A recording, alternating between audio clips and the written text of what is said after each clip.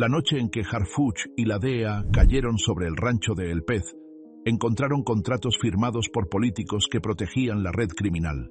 Cada segundo dentro de la brisa roja revelaba que la corrupción llegaba mucho más arriba de lo que cualquiera imaginaba.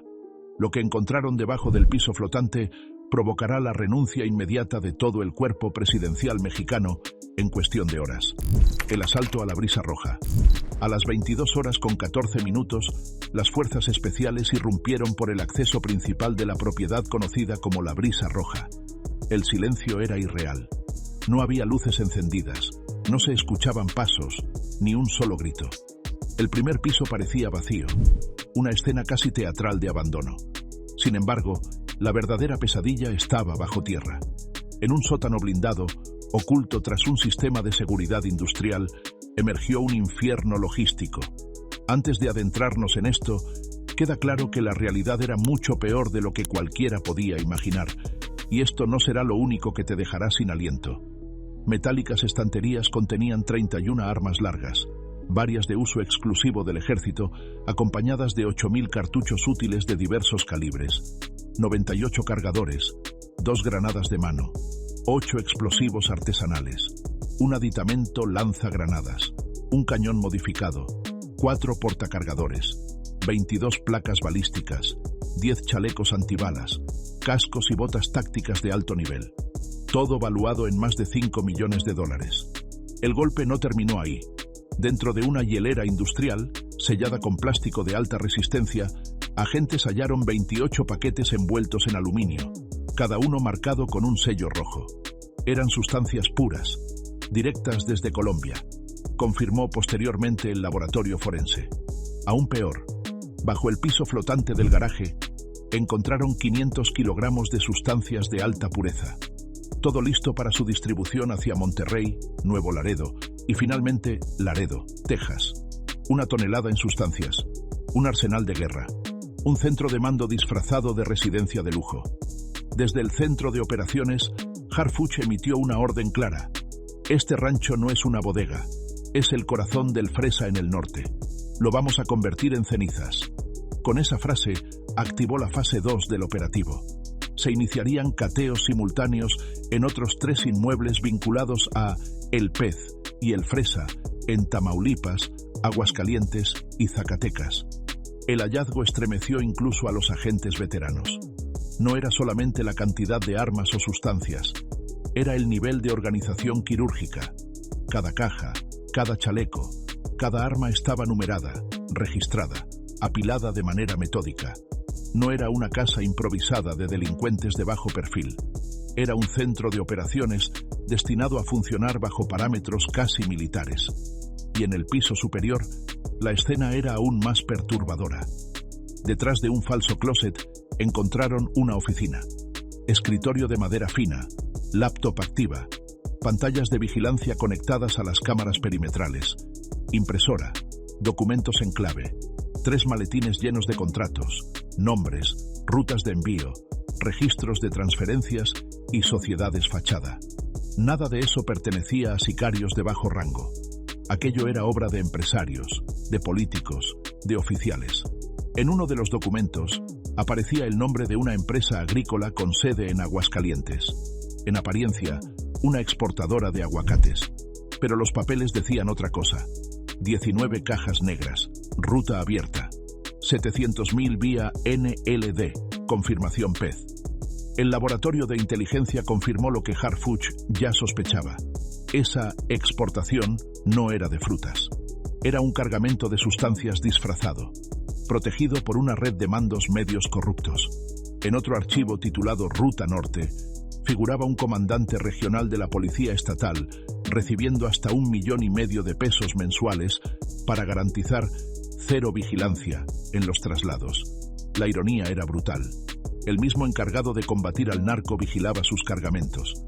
El tercer maletín contenía un celular encriptado sin chip, pero con tarjeta SD. Al extraer su contenido, el equipo forense descubrió grabaciones de reuniones realizadas en esa misma casa. En una, un empresario de bienes raíces de Ciudad Valles brindaba junto a 2 hombres armados. En otra, un funcionario local recibía un paquete cuyo contenido era evidente. dinero. Según el testimonio de uno de los escoltas capturados en el exterior, cada jueves se realizaban cenas privadas. Llegaban camionetas sin placas. Se dejaban los celulares afuera. Entraban hombres y mujeres escoltadas. Funcionarios federales de bajo perfil, empresarios, regidores, todos unidos por una consigna común. Aquí no pasa nada. Pero esta vez sí pasó. A las 3 de la madrugada, mientras el informe preliminar se redactaba, una llamada interceptada por inteligencia norteamericana resumió el impacto del operativo en 6 palabras. Se nos cayó Valles. Perdimos el cuarto. Harfuch sonrió apenas. Sabía lo que eso significaba. Habían tocado el corazón operativo del pez. El golpe había sido directo a su bolsillo, a su cartera, a su refugio. Y sin dinero, sin rutas, sin protección, ningún capo puede sobrevivir mucho tiempo. Aquella noche en Ciudad Valles no fue solo un decomiso más. Fue el inicio de una declaración de guerra abierta contra la nueva familia michoacana. La guerra silenciosa comienza. El impacto del operativo en Ciudad Valles no fue un hecho aislado. Apenas unas horas después del cateo en la Brisa Roja, Harfuch ordenó la activación de una segunda fase que buscaría cortar de raíz toda la red logística del pez. La información extraída de los documentos, registros de transferencias y testimonios de los detenidos delineaba una ruta precisa. 3 estados, 5 propiedades, decenas de operadores encubiertos bajo el disfraz de agricultores, ganaderos y empresarios honestos. El primer blanco fue una finca en las afueras de Reynosa, Tamaulipas, identificada como Rancho El Dorado, en las bitácoras encontradas en Ciudad Valles. Un lugar que aparentaba ser un criadero de caballos finos, con amplias caballerizas, prados impecables y un flujo constante de camiones de carga. A simple vista, nada fuera de lo común. Sin embargo, al caer la noche, el panorama cambiaba de manera radical. Vehículos blindados sin matrículas, generadores rugiendo en la distancia y hombres vigilando desde las azoteas armados con fusiles de asalto. A las 2:30 de la madrugada, fuerzas combinadas de la Sedena, Guardia Nacional y agentes de la DEA ejecutaron el cateo. No hubo resistencia, no hubo disparos, solo un silencio tenso que anticipaba algo peor. En el interior, oculto bajo una pista de entrenamiento ecuestre, encontraron un túnel reforzado con placas de acero que conducía a una cámara subterránea. Allí dentro, la sorpresa fue mayor que cualquier expectativa.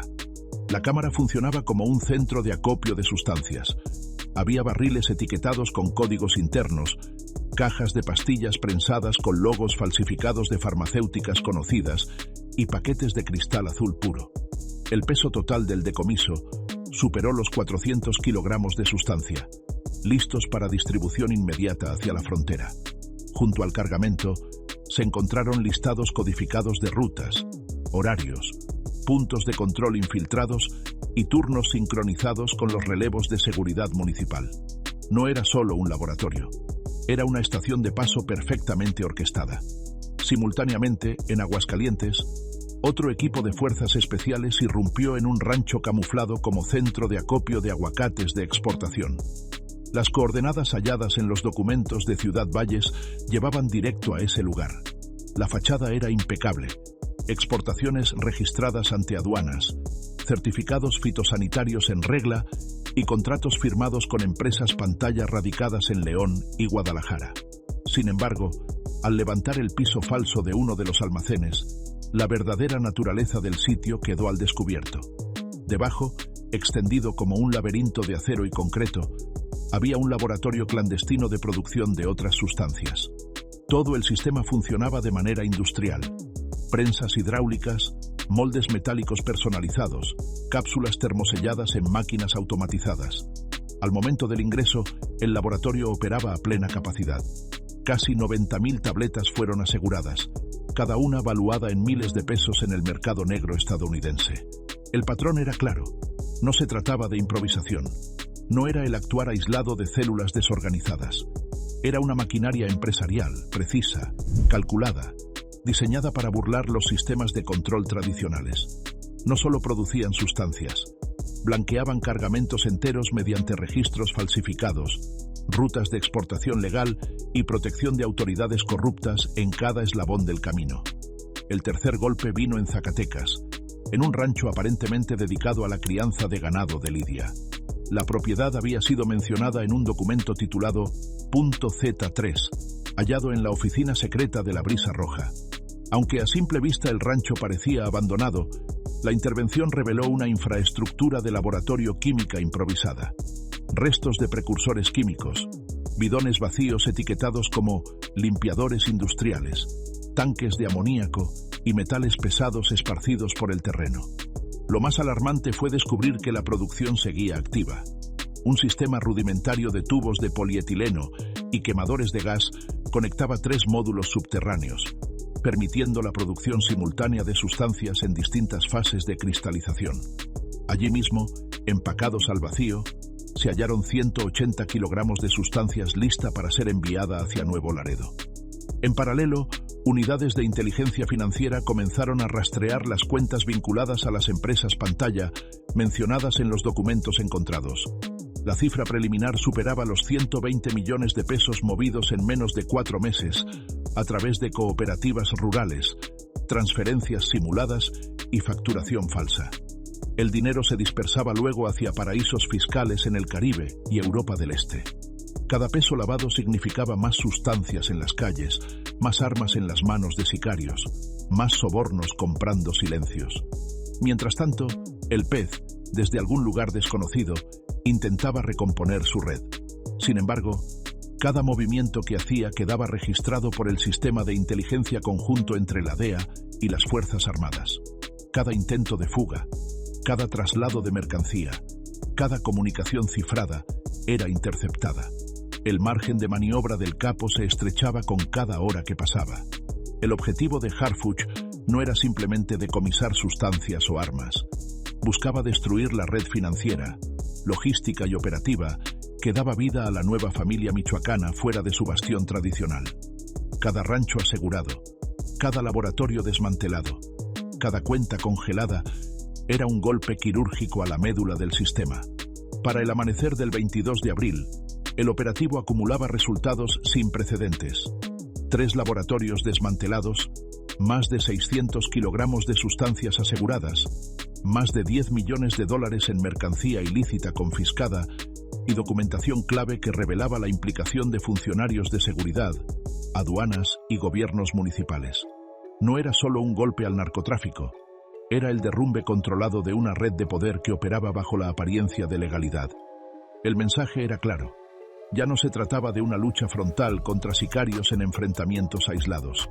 Esta era una guerra silenciosa, quirúrgica, estratégica, diseñada para desmantelar las estructuras ocultas que permitían la expansión territorial del narco bajo la sombra de la impunidad. La caída de la Brisa Roja había sido solo el principio. Ahora, el derrumbe era inevitable. El pez, el fresa, sus operadores, sus prestanombres, sus protectores institucionales, todos comenzaban a sentir el peso del operativo que Harfuch había desatado sin aviso, sin tregua, sin piedad. El reloj corría en su contra. Cada minuto que pasaba era un centímetro menos de espacio para huir. Cada propiedad asegurada, cada cuenta intervenida, cada ruta neutralizada cerraba el cerco con la precisión de una tenaza invisible pero letal. La segunda fase del operativo había logrado su propósito inicial: desarticular la logística operativa de la nueva familia michoacana en el norte y centro del país. Sin rutas, sin laboratorios, sin dinero limpio para mover, el imperio comenzaba a resquebrajarse desde adentro. El próximo paso sería aún más brutal: atacar los nexos políticos, empresariales y financieros que mantenían a flote al cartel disfrazado de agroindustria y ganadería. Lo que venía era el desmantelamiento completo de una red transnacional, el rescate de la red financiera. Mientras las fuerzas operativas aseguraban laboratorios y ranchos, otro frente igual de letal comenzaba a desplegarse en silencio. Harfuch entendía que la verdadera fortaleza de cualquier estructura criminal no estaba solamente en sus armas, ni en sus rutas. Estaba en su dinero. Controlar los flujos financieros era estrangular lentamente el corazón de la organización. Por eso, la tercera fase del operativo no apuntó a nuevas propiedades, sino a desmantelar los canales de lavado que durante años habían mantenido invisible a la nueva familia michoacana. La Unidad de Inteligencia Financiera, trabajando en coordinación con agencias norteamericanas, rastreó decenas de transferencias que vinculaban empresas agrícolas, ganaderas y constructoras aparentemente legítimas con movimientos bancarios anómalos. Los registros mostraban depósitos en efectivo fragmentados, pagos a sociedades sin empleados registrados y compras de terrenos a precios irrisorios que luego eran revendidos a valores inflados. No eran operaciones aisladas. Era un sistema tan depurado que había logrado infiltrar entidades bancarias de nivel estatal y cooperativas rurales, donde el control era casi inexistente. Una de las piezas clave para entender el esquema surgió del análisis de una de las laptops aseguradas en el despacho oculto de la Brisa Roja.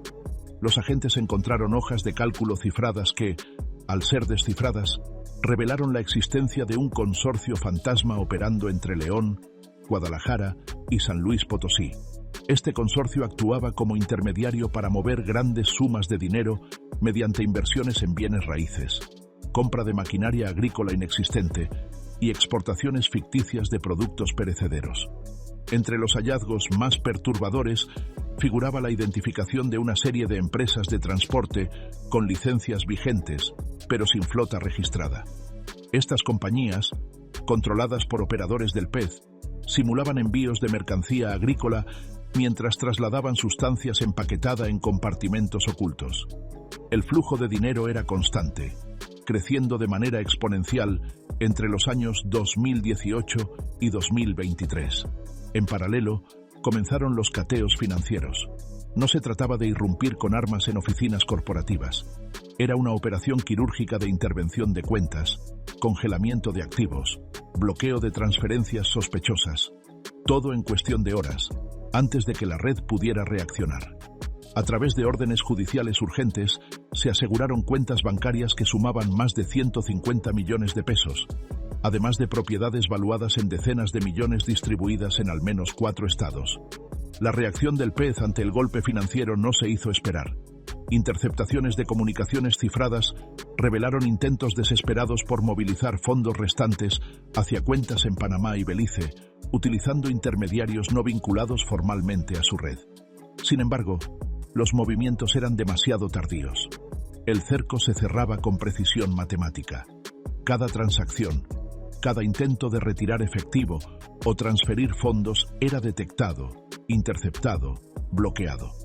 En el marco de esta tercera fase, la investigación reveló otro elemento crítico: la complicidad de despachos contables y bufetes de abogados locales que brindaban asesoría legal para blindar las operaciones ilícitas bajo capas de legalidad.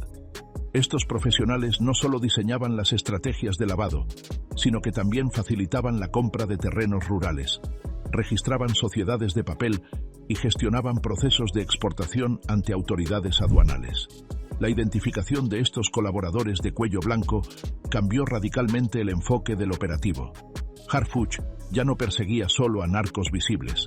Ahora su objetivo eran empresarios, contadores, abogados y funcionarios que, sin disparar una sola bala, habían permitido que la nueva familia michoacana consolidara su expansión en el norte y centro del país. El combate dejaba de ser territorial para convertirse en estructural. Uno de los hallazgos más reveladores provino del análisis de una serie de actas constitutivas aseguradas en un inmueble en León. Estas actas, aparentemente de cooperativas agrícolas, tenían como firmantes a personas fallecidas o inexistentes. La falsificación era tan detallada que incluso se habían registrado movimientos de aportaciones patronales ante el IMSS para simular actividad real. Cada cooperativa falsa servía como vehículo para recibir recursos ilícitos, justificarlos mediante exportaciones simuladas y luego transferirlos a cuentas en paraísos fiscales. Al mismo tiempo, surgieron vínculos con empresas del ramo de la construcción que, mediante licitaciones públicas manipuladas, lograban adjudicarse contratos municipales financiados parcialmente con dinero sucio. Obras inconclusas, sobreprecios flagrantes, facturación duplicada.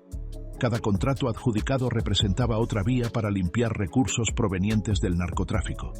La infiltración no era un accidente, era parte del diseño. Con cada dato confirmado, la dimensión real de la estructura financiera del pez resultaba más escalofriante. No se trataba de operativos aislados ni de células locales improvisadas. Era un modelo replicable, transnacional, blindado bajo múltiples capas de legalidad aparente. Para cada laboratorio desmantelado, había una decena de operaciones financieras ocultas que permitían su sostenimiento y expansión. La siguiente etapa sería aún más devastadora. Con las rutas físicas golpeadas, las rutas financieras estranguladas y los operadores nerviosos, el siguiente paso sería exponer públicamente los nombres de los colaboradores de alto perfil.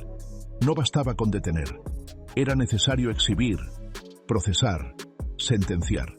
Porque esta guerra no era solo contra sicarios armados, era contra las redes de poder que, durante años, habían permitido que un monstruo de 1000 cabezas creciera a la sombra de la legalidad. Los nombres que sostenían al monstruo. Cuando la fase financiera comenzó a desmoronarse, una nueva dimensión del operativo emergió. No bastaba con cortar las rutas de sustancias. No era suficiente congelar activos ni asegurar propiedades.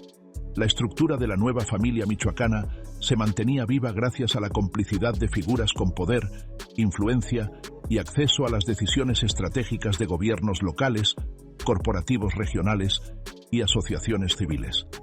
La siguiente misión era simple en objetivo pero letal en ejecución. Exponer cada rostro, cada nombre, cada firma que alimentó al monstruo. Las libretas, laptops y teléfonos cifrados encontrados en las primeras incursiones ofrecieron la cartografía de una red mucho más extensa de lo anticipado. No solo se trataba de alcaldes corruptos o policías comprados. El entramado alcanzaba jueces de distrito, empresarios de transporte, notarios públicos, agentes aduanales, secretarios municipales y diputados locales. Cada uno con un rol específico, cada uno con un precio calculado. La documentación reveló listas de pagos organizadas con precisión de contaduría militar.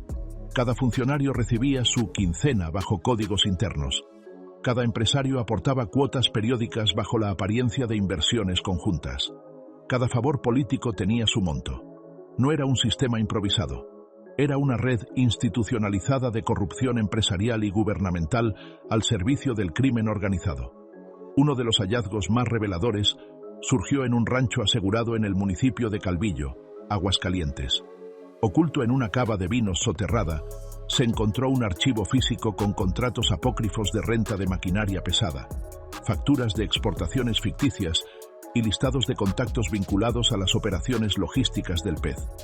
Los nombres que aparecían no dejaban espacio para la interpretación. 3 exalcaldes, 5 directores de seguridad pública, 2 jueces de distrito, un notario público y varios empresarios relacionados con el transporte de mercancías agrícolas. En otra intervención simultánea en Zacatecas, agentes federales aseguraron una casa de seguridad utilizada como archivo móvil. Allí, tras una pared falsa, encontraron registros audiovisuales de reuniones clandestinas. Las imágenes mostraban cenas privadas, intercambios de sobres, brindis sellando acuerdos, empresarios prominentes de la región, funcionarios electos, operadores logísticos, todos en un solo espacio. Las grabaciones eran brutales en su franqueza. No había negociaciones encubiertas. No había pretextos. Solo complicidad abierta y continuada. La reacción institucional ante los hallazgos fue inmediata. Se giraron más de 30 órdenes de aprehensión contra funcionarios activos y retirados. Varios alcaldes en funciones pidieron licencia bajo argumentos vagos. Algunos empresarios comenzaron maniobras desesperadas para blindar sus activos legales. Otros, menos precavidos, intentaron huir. Sin embargo, la maquinaria judicial impulsada por Harfuch no dejaba resquicios. Cada fuga era detectada. Cada movimiento financiero sospechoso era bloqueado. Las primeras detenciones marcaron un cambio de paradigma. No era usual que un operativo contra el narcotráfico terminara con políticos esposados, notarios imputados, empresarios arraigados. La presión mediática fue inmensa, aunque controlada estratégicamente para evitar filtraciones que pusieran en riesgo los procesos judiciales. La DEA, desde su centro de operaciones, coordinaba los esfuerzos para garantizar que la información recopilada fuera sólida, verificable, irrefutable ante cualquier tribunal. Uno de los casos más emblemáticos fue el de un exdiputado estatal de San Luis Potosí, vinculado a la transferencia ilegal de propiedades a prestanombres del PEZ. Las evidencias eran contundentes: firmas falsificadas, pagos recibidos mediante empresas fachada, transferencias trianguladas hacia cuentas en las Islas Vírgenes Británicas. La caída de este personaje destapó una cadena de complicidades que alcanzaba hasta secretarías de gobierno estatal. Al mismo tiempo, surgieron implicaciones directas de agentes de aduanas en Nuevo Laredo. Estos funcionarios facilitaban el cruce de cargamentos disfrazados de productos agrícolas, omitiendo inspecciones o proporcionando horarios de baja vigilancia a los operadores del cártel. La red era tan eficiente que incluso había registros de turnos modificados estratégicamente para permitir el paso seguro de tráilers cargados con sustancias. En paralelo, la Fiscalía General de la República inició procesos de extinción de dominio sobre decenas de propiedades identificadas como instrumentos para el lavado de dinero. Ranchos, bodegas, casas de lujo, flotillas de transporte, terrenos agrícolas. Todo pasaba ahora a control federal. Cada aseguramiento no solo debilitaba la estructura económica del cártel, también enviaba un mensaje brutal: ningún bien construido sobre la base del crimen quedaría en pie. La desarticulación de la red política y empresarial no solo debilitaba al PEZ, también aislaba al Fresa, su socio estratégico en las rutas del norte. Con cada arresto, con cada congelamiento de activos, con cada filtración controlada a la prensa, se sembraba terror en las filas del cártel. La paranoia se apoderaba de los operadores de nivel medio. La confianza se erosionaba. Cada socio comercial era ahora visto como un posible delator. Cada funcionario vinculado representaba un riesgo latente. La guerra emprendida por Harfuch no era frontal. Era quirúrgica, paciente, devastadora. No buscaba titulares inmediatos ni aplausos fáciles. Apuntaba a la raíz, al sustento financiero, político y logístico de una organización criminal que había mutado en corporación transnacional, disfrazada de industria agroalimentaria. El objetivo no era simplemente arrestar capos visibles, era desmantelar todo el ecosistema que les daba vida, protección y expansión. El cerco sobre la nueva familia michoacana se cerraba con precisión de cirujano. Sin rutas logísticas, sin laboratorios activos, sin canales financieros operativos, sin protección política efectiva, la organización comenzaba a implosionar desde adentro. No había necesidad de grandes balaceras ni enfrentamientos espectaculares. La demolición era silenciosa, estructural, irreversible. La tarea no era solo capturar, era erradicar. La caída del imperio del PEZ. Cuando el operativo tocó las fibras más profundas de la red política y financiera, Harfuch supo que había llegado el momento de asestar el golpe final. No bastaba con fracturar las rutas. No era suficiente con congelar activos ni exhibir prestanombres. El verdadero objetivo era cortar la posibilidad de reconstrucción.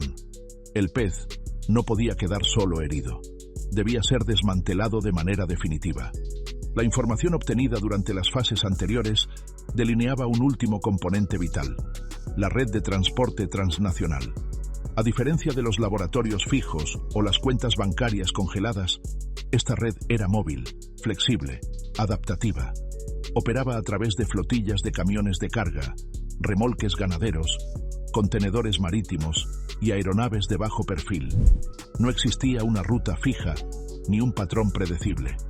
Cada movimiento era planeado para cambiar de operadores, rutas y métodos cada semana.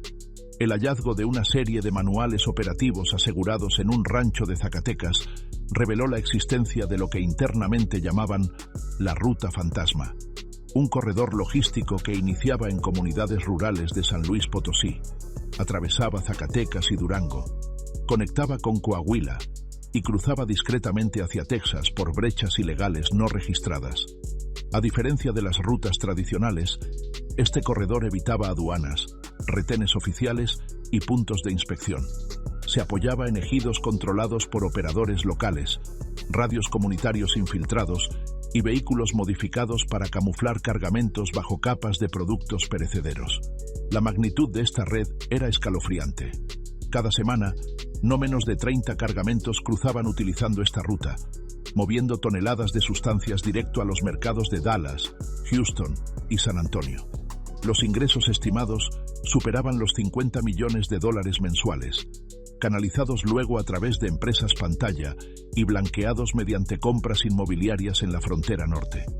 Ante esta revelación, Harfuch diseñó una estrategia sin precedentes. No bastaba con detener camiones aislados.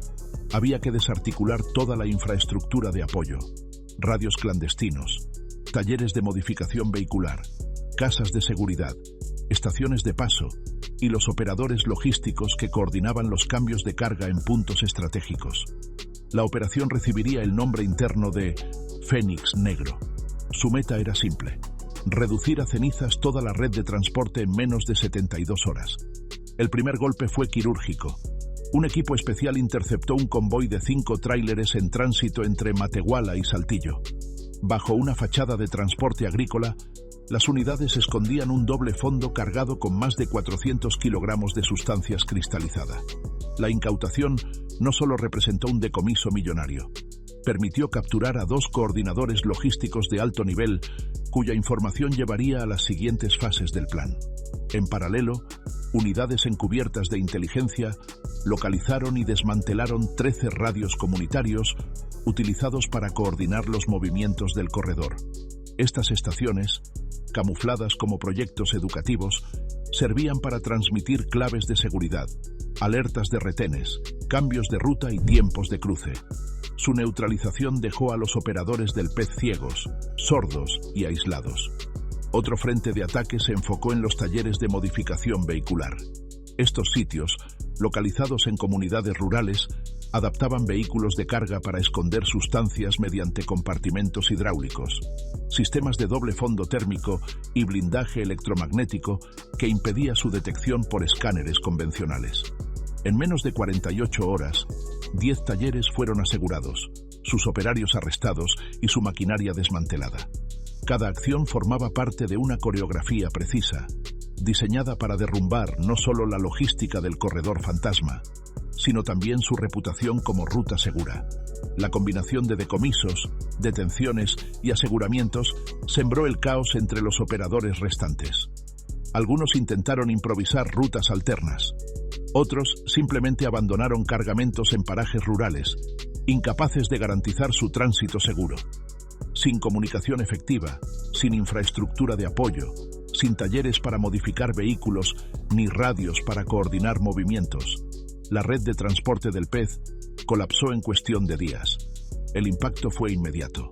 Informes de inteligencia revelaron que más del 70% de los cargamentos previstos para cruzar en la última semana de abril fueron cancelados o interceptados. El golpe no solo afectaba a la nueva familia michoacana, también trastocaba las operaciones de aliados estratégicos como el Cártel de Jalisco Nueva Generación, cuyos envíos compartían rutas y operadores. La fractura generaba tensiones internas, reclamos de pérdidas millonarias, amenazas de ruptura de alianzas. El equilibrio criminal de toda la región norte comenzaba a tambalearse. Con el corredor fantasma neutralizado, Harfuch lanzó la fase final del operativo, una serie de cateos simultáneos en casas de seguridad utilizadas para coordinar la logística financiera y operativa de los cargamentos. En una de estas casas, ubicada en las afueras de Saltillo, se encontró un servidor de datos cifrado que contenía información vital: registros de envíos, rutas utilizadas, listas de operadores, movimientos bancarios, reportes de pagos a funcionarios locales, esquemas de distribución en ciudades estadounidenses. ¿Fue esta operación solo un golpe temporal o el principio del fin para los grandes cárteles en México? Cuéntanos qué opinas y no olvides dar like y suscribirte para más.